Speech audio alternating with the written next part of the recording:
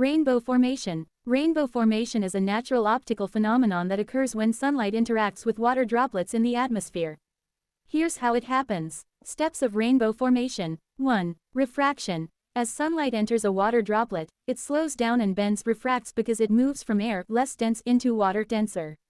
2. Dispersion. Inside the droplet, light separates into its different colors because each wavelength bends by a different amount. Red bends the least, violet the most. 3. Internal reflection. The light reflects off the inside surface of the droplet. 4. Refraction again. As the light exits the droplet, it bends again. Result. The combination of refraction, dispersion, and reflection causes the light to fan out into a spectrum of colors, forming a circular arc in the sky. The typical order of colors from outer to inner arc is red, orange, yellow, green, blue, indigo, violet, ROYGBIV.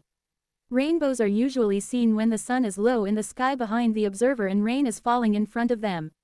Why does red color at the top of rainbow arc? The red color appears at the top of a rainbow because of how light is refracted, bent, and dispersed in water droplets. Red light has the longest wavelength among visible colors. When sunlight enters and exits a raindrop, each color bends at a different angle. Red light bends the least, about 42 degrees from the original sunlight direction, while violet bends the most, around 40 degrees. This means red light exits the raindrop at a higher angle than violet light.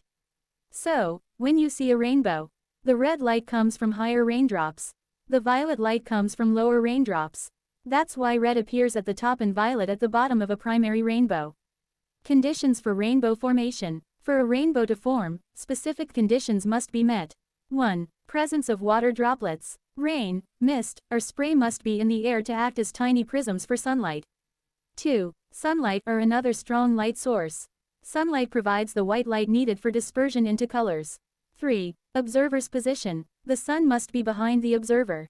The angle between the direction of sunlight and the observer's line of sight is typically about 40 degrees minus 42 degrees. 4. Low sun angle. The sun should be low in the sky, usually less than 42 degrees above the horizon. This is why rainbows are commonly seen in the early morning or late afternoon. Summary. Water droplets plus sunlight plus correct viewing angle equals rainbow. If any of these conditions are missing, a rainbow will not be visible.